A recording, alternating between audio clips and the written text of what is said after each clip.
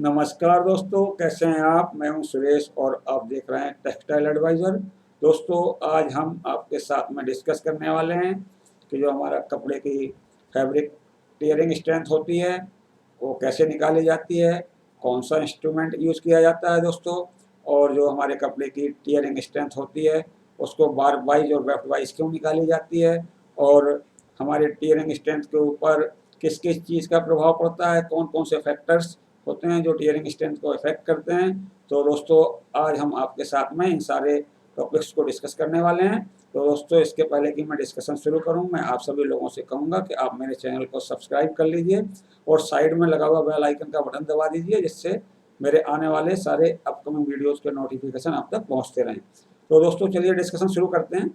जैसा कि आप स्क्रीन के माध्यम से भी देख पा रहे हैं, आज के डिस्कशन का टॉपिक है fabric tearing strength testing by falling pendulum type tester. दोस्तों, देखिए दोस्तों, सबसे पहले तो टियरिंग स्ट्रेंथ होती क्या है कपड़े की, मतलब टियरिंग स्ट्रेंथ किसको कहते हैं। The term tearing of the fabric is the required force which initiates the tearing in the fabric. ये जो टियरिंग स्ट्रेंथ जो टर्म होता है, तो उसका मतलब बिल्कुल सिंपल सा है कि हमारे कपड़े में जो कपड़ा जो फटना होता है, मतलब कितने फोर्स के ऊपर आपका कपड़ा टियर होना स्टार्ट हो रहा है या फटना स्टार्ट हो रहा है, तो उसको बोलते हैं हम tearing strength of the fabric. The tearing force required to initiate the tearing of the fabric from the split in the center of the fabric specimen or continuous tearing of the fabric is called tearing strength। दोस्तों, क्या करते हैं कि हम अपने कपड़े के अंदर एक हल्का सा कट लगा देते हैं, इसके बाद हम उसके ऊपर एक फोर्स अप्लाई करते हैं। तो जब फोर्स अप्लाई करते हैं तो उसमें क्या होता है कि हमारा कपड़ा फटना स्टार्ट हो जाता है, और वो कितने फोर्स पे जाके फट रहा है तो उसको हम बोलते हैं tearing strength of the fabric. तो it is also termed as tearing resistance of the fabric. दोस्तों, इसको हम टीयरिंग रेजिस्टेंस भी बोलते हैं। The tearing strength of the fabric is measured in kilograms, pounds, grams and newtons etc. दोस्तों, जो हमारे कपड़े की टीयरिंग स्ट्रेंथ होती है उसको हम किलोग्राम्स में नापते हैं, पाउंड्स में नापते हैं, ग्राम्स में नापते हैं और न्यूटन में भी नापते हैं। The tearing strength of the fabric is measured in both directions, warp and weft separately. दोस्तों, जो कपड़े की टीयरिंग स्ट्रेंथ होती है उसको हम वार्प और वेफ्ट के अंदर सेपरेटली नापते हैं। दोस्तों, इसका रीज़न ये होता है कि हमारे कपड़े के अंदर अब जो ईपीआई चल रहे हैं, पीपीआई चल रहे हैं, तो उनका भी बहुत इफेक्ट होता है। और अगर ईपीआई पीपीआई सेम भी चल रहे होते हैं तो उसके अंदर क्या होता है दोस्तों कि वार्प का क्रैम्प और वेफ्ट का क्रैम्प वो भी बहुत असर डालते हैं। तो इसलिए हम हमेशा क्या करते हैं कि इसकी जो टीयरिंग स्ट्रेंथ होती है कपड़े की उसको हम वार्प डायरेक्शन में और वेफ्ट डायरेक्शन में सेपरेटली मेजर करते हैं। दोस्तों, अब देखिए ये जो कपड़े की टीयरिंग स्ट्रेंथ होती है वो किस तरीके से मेजर की जाती है। देखिए दोस्तों, यहाँ पे fabric tearing strength testing. The tearing strength of the fabric is performed in below steps. किसी भी कपड़े की जो टीयरिंग स्ट्रेंथ टेस्टिंग होती है वो नीचे दिए हुए स्टेप में परफॉर्म होती है। दोस्तों, देखिए यहाँ पे एपरेटस यूज, हमने कौन कौन से एपरेटस यूज किए हैं। यहाँ पे देखिए, पहला होता है आपका falling pendulum Elmendorf type fabric tearing strength tester. दूसरा सीजर होता है। तीसरा फैब्रिक होता है जिसकी हमें टियरिंग स्ट्रेंथ टेस्ट करनी है। एक मार्किंग पेन यूज करते हैं जिससे कि हम स्पेसिमेन प्रिपेयर करते समय मार्किंग कर सकें। और एक होता है आपका मैग्नीफाइंग ग्लास। तो एक होता है आपका नीडल और एक होता है मेजरिंग स्केल। दोस्तों, देखिए सबसे पहले स्पेसिमेन प्रिपरेशन। दोस्तों, हम क्या करते हैं, सबसे पहले स्पेसिमेन प्रिपेयर करते हैं। देखिए दोस्तों कैसे होता है। फर्स्ट ऑफ ऑल, सबसे पहले the warp and weft directions are identified with the help of magnifying glass. दोस्तों, जो भी आपका कपड़ा है उसके अंदर सबसे पहले हम क्या करते हैं कि उस कपड़े की वार्प की डायरेक्शन और वेफ्ट की डायरेक्शन आइडेंटिफाई करते हैं मैग्नीफाइंग ग्लास की सहायता से। The specimen is cut with the help of scissor. दोस्तों, जो हमारा स्पेसिमेन होता है उसको हम एक सीजर की सहायता से कट करते हैं। 5 specimens from each direction, warp and weft are prepared. दोस्तों, हम अपने कपड़े से बार डायरेक्शन में 5 स्पेसिमेंस प्रिपेयर करते हैं और वेफ्ट डायरेक्शन में 5 स्पेसिमेंस प्रिपेयर करते हैं।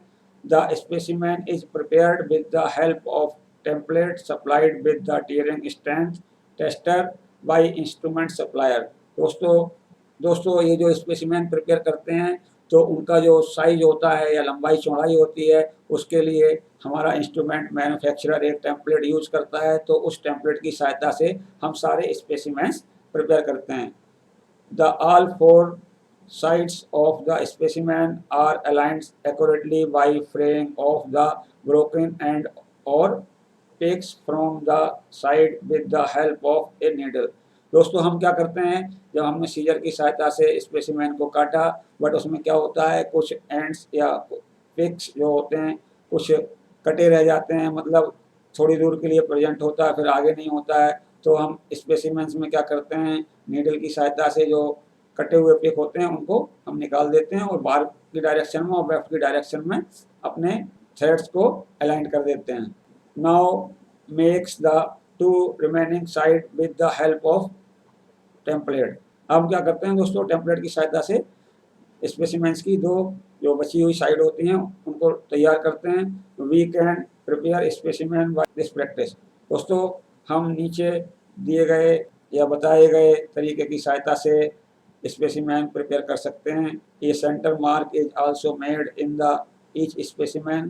दोस्तों हम अपने कपड़े में एक सेंटर मार्क बनाते हैं। अब देखिए दोस्तों इस पिक्चर के माध्यम से आप देखिए कि हम स्पेसिमेंस किस तरीके से प्रिपेयर करते हैं। दोस्तों देखिए यहाँ पे हमने ये दिखाए हुए हैं, ये आपके 5 स्पेसिमेंस हैं जो बार डायरेक्शन में बनाए गए हैं। तो दोस्तों देखिए यहाँ पे ये है यहाँ से यहाँ तक का, ये देखिए दोस्तों, और इसमें क्या है कि ये लेफ्ट की डायरेक्शन है और ये बार की डायरेक्शन है। तो ये स्पेसिमेंस हैं जो बार सेट ऑफ स्पेसिमेंस है। इसमें स्पेसिमेन की चौड़ाई है आपकी 63.5 mm है, और देखिए आपका जो स्पेसिमेन है इसकी जो लेंथ है वो कितनी है आपकी 100 mm है दोस्तों, और ये आपका सेंटर मार्क होता है, ये देखिए यहाँ पे। तो दोस्तों हमने 5 तो बार में बना दिए और इसी तरीके से हमने 5 स्पेसिमेंस वेफ्ट में तैयार किए हैं। ये देखिए दोस्तों बार डायरेक्शन है, ये आपकी वेफ्ट डायरेक्शन है। तो यहाँ पर विड्थ हो गई 63.5 mm और स्पेसिमेन की लेंथ हो गई आपकी 100 mm। अब दोस्तों देखिए इसके बाद क्या करते हैं, अब टेस्टिंग प्रोसीजर देखिए दोस्तों क्या होता है। The testing procedure, first of all the pendulum is set at its starting position. दोस्तों सबसे पहले हम पेंडुलम को स्टार्टिंग पोजीशन पर सेट करते हैं। The pointer is set to 0 position. ये जो हमारा पॉइंटर होता है इसको हम 0 पोजीशन पर सेट करते हैं दोस्तों। अब दोस्तों इसके बाद में हम क्या करते हैं, देखिए यहाँ पर पहले तो हम आपको इस falling pendulum Elmendorf tearing strength tester के बारे में बताते हैं क्या होता है इसमें। देखिए दोस्तों ए देखिए ए है आपका ए देखिए क्या है, ए पेंडुलम है, और बी क्या है, बी है आपका 0 पोजीशन ऑफ पॉइंटर। देखिए दोस्तों तो 0 पॉइंटर पोजीशन कहाँ है आपकी, ये है आपकी दोस्तों 0 पॉइंटर पोजीशन, ये है आपकी बी दिखाया हुआ है, ये आपकी 0 पॉइंटर पोजीशन है। और देखिए दोस्तों यहाँ पे अब आपका ये देखिए सी क्या है, 0 to 100 ग्रेजुएटेड स्केल।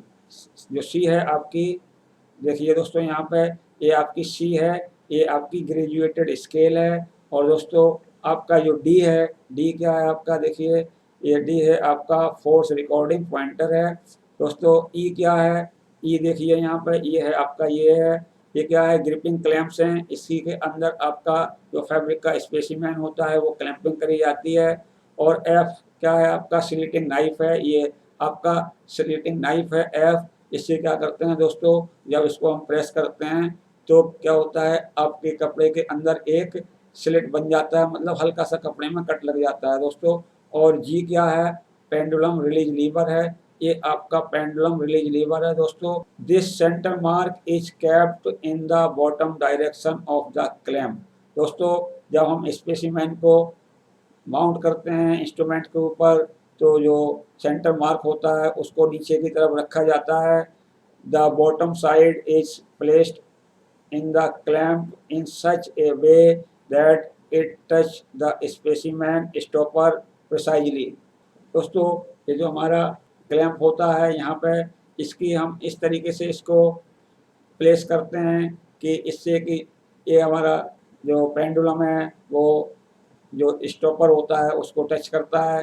अब देखिए दोस्तों यहाँ पे the top edge of the specimen is kept parallel to the edge of the clamp. दोस्तों जो स्पेसिमेंस के जो टॉप एज होते हैं उनको हम क्लैंप्स के एज के पैरेलल रखते हैं।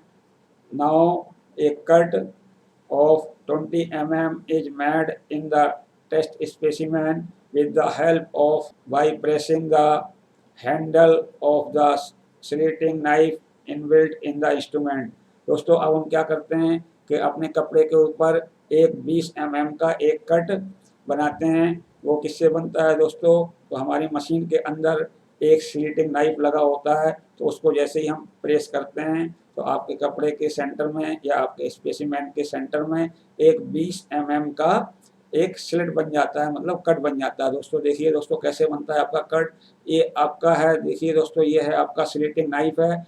यहाँ जैसे ही आपने क्लैंप्स के अंदर अपना स्पेसिमेन फिट कर दिया, तो जब स्पेसिमेन फिट किया है तो उस पर आपने जो सेंटर मार्क लगाया था वो नीचे की तरफ यहाँ पर होगा कहीं पर। और दोस्तों जब हमने स्पेसिमेन फिट कर दिया, इसके बाद इस स्लिटिंग नाइफ को हम नीचे की तरफ प्रेस करते हैं। तो जैसे ही प्रेस करते हैं तो क्या होता है कि वहाँ पर जो सेंटर में 20 mm का एक कट बन जाता है स्लिटिंग नाइफ की सहायता से। दोस्तों अब देखिए यहाँ पे फिर क्या होता है, we are ready to press the release lever. दोस्तों अब हम बिल्कुल तैयार होते हैं रिलीज लीवर प्रेस करने के लिए। दोस्तों यहाँ पे क्या होता है कि अब सारा काम हमारा हो चुका, हमारा इंस्ट्रूमेंट रेडी है, हमने स्पेसिमेन माउंट कर दिया, कपड़े के अंदर स्लिट भी बना दिया 20 mm का। This release lever is pressed manually. अब दोस्तों क्या होता है, रिलीज लीवर को हाथ से प्रेस करते हैं। तो दोस्तों देखिए ये आपका रिलीज लीवर कहाँ पे है, आपका रिलीज लीवर है, ये देखिए ये है पेंडुलम रिलीज लीवर। तो ये आपका है रिलीज लीवर। इसको जब हम प्रेस करते हैं तो जैसे ही हम प्रेस करेंगे इसको तो ये नीचे की तरफ स्लाइडली जाएगा। तो ये जो हमारा पेंडुलम है इसको थोड़ा सा स्पेस मिलेगा इधर को आने में। तो जैसे ही ये नीचे जाएगा हमारा पेंडुलम एक झटके के साथ में नीचे को आएगा, यानी फॉल करेगा। इसीलिए ही इसका नाम होता है falling pendulum tearing stand tester. तो दोस्तों जैसे ही आपने रिलीज किया इस लीवर को, हमारा पेंडुलम नीचे आया तो इससे जो फोर्स जनरेट हुआ या काइनेटिक एनर्जी जनरेट हुई वो आपके जो स्लिट किया हुआ हमारा स्पेसिमेन है उसके ऊपर लगती है। तो एक सिरा तो जो होता है यहाँ पे देखिए दोस्तों, एक सिरा तो होता है इसका स्पेसिमेन का, वो इसके साथ में होल्ड होता है, यानी कि फिक्स होता है। ये होता है मूविंग क्लैंप होता है यहाँ पे। तो क्या होगा आपका ये वाला पोर्शन है, ये आपका जब ये इधर को आएगा तो आपका जो स्पेसिमेन का दूसरा एंड है वो भी इधर साइड में खींचेगा। तो जैसे ही खींचता है तो आपका जो स्पेसिमेन है वो फट जाता है। अब देखिए दोस्तों यहाँ पर देखिए द पेंडुलम फॉल्स रैपिडली। दोस्तों हमारा जो पेंडुलम होता है बहुत तेजी से गिरता है। And tears the cloth when release lever is pressed. तो दोस्तों जैसे ही हम रिलीज लीवर को प्रेस करते हैं हमारा जो स्पेसिमेंस होता है वो टीयर हो जाता है, मतलब फट जाता है। The reading is recorded in the notepad. दोस्तों अब हम क्या करते हैं कि रीडिंग नोट करते हैं अपने नोटपैड के अंदर। दोस्तों रीडिंग कैसे नोट करी जाती है वो भी देख लीजिए आप यहाँ पे। दोस्तों देखिए यहाँ पे ये जो हमारा पॉइंटर होता है इसकी जो इनिशियल पोजीशन होती है वो 0 होती है। और जैसे ही आपका ये जो फॉल होता है हमारा पेंडुलम, तो क्या होता है कि ये जो आपका पेंडुलम फॉल हुआ तो ये जो आपका पॉइंटर है वो इसकी पोजीशन चेंज हो जाती है। जिस पोजीशन पे भी कपड़ा फटता है उसी पोजीशन पे ये आपका रुक जाता है। तो उससे हम क्या करते हैं, पॉइंटर की रीडिंग नोट करते हैं और वो आपकी टीयरिंग स्ट्रेंथ रिकॉर्ड हो जाती है दोस्तों। और ये जो सेम प्रोसीजर हम लेफ्ट के डायरेक्शन के लिए भी दोहराते हैं और दोनों की और दोनों ही डायरेक्शन की जो टीयरिंग स्ट्रेंथ होती है वो हम अलग अलग रिकॉर्ड करते हैं और उनका एक एवरेज निकालते हैं, वार्प डायरेक्शन का अलग निकालते हैं, वेफ्ट डायरेक्शन का अलग निकालते हैं। तो जिस भी यूनिट में हमें रिक्वायर्ड होता है उस यूनिट में हम इसको कन्वर्ट भी कर सकते हैं। सपोज करिए पौंड में आई, आपको केजी में रिक्वायर्ड है तो आप केजी में कर सकते हैं, आपको न्यूटन में रिक्वायर्ड है तो न्यूटन में कर सकते हैं। दोस्तों आप कैलकुलेशंस की सहायता से ये ईजिली कर पाते हैं। दोस्तों अब इसमें प्रिकॉशंस क्या क्या लेने होते हैं देखिए। The specimen should be prepared precisely. दोस्तों जो हमारा स्पेसिमेन है उसको प्रिसाइजली प्रिपेयर करना चाहिए। The clamp should be tightened properly. जो हमारे स्पेसिमेन को होल्ड करने वाले क्लैंप हैं उनको प्रॉपरली टाइट होना चाहिए। There should be no slippage in the clamps during tearing of specimen. दोस्तों जब हम कपड़े की टीयरिंग कर रहे हों तो क्लैम्प्स और कपड़े के बीच में कोई भी स्लिपेज नहीं होना चाहिए। The pointer should be at zero position. दोस्तों जो हमारा पॉइंटर है उसको जीरो पोजिशन पर होना चाहिए। जैसा कि मैं आपको पहले भी डिस्कस किया हूँ कि पॉइंटर को जीरो पर पहले कर लेते हैं।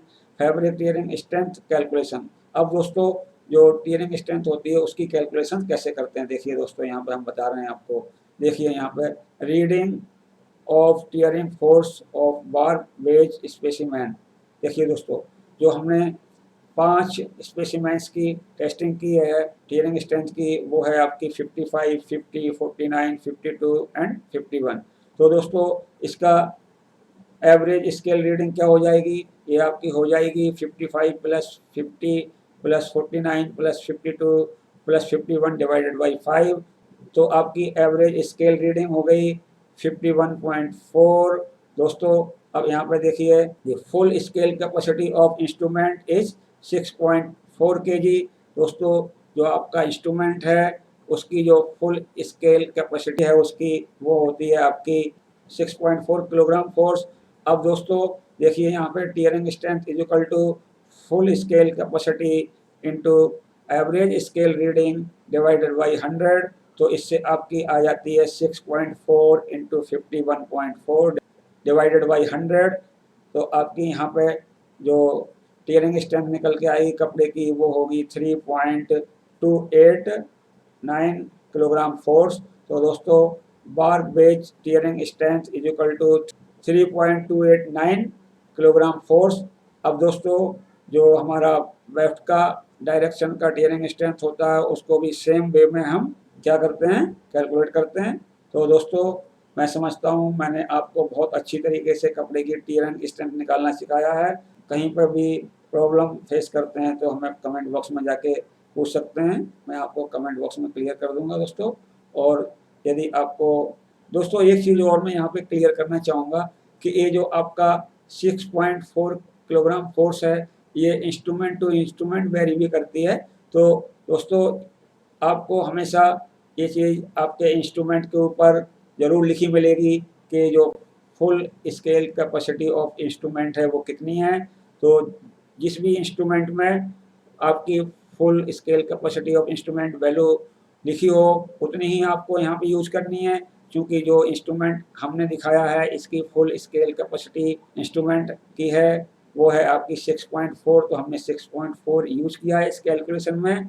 अगर आपके इंस्ट्रूमेंट में full scale capacity of the instrument अगर कम है तो आप कम यूज़ करें, ज़्यादा है तो ज़्यादा यूज़ करें, बट इंस्ट्रूमेंट को देख के ही करें दोस्तों। कहीं से कॉपी करने की कोशिश ना करें, जिस नहीं तो आपके कैलकुलेशन में एरर भी आ सकती है।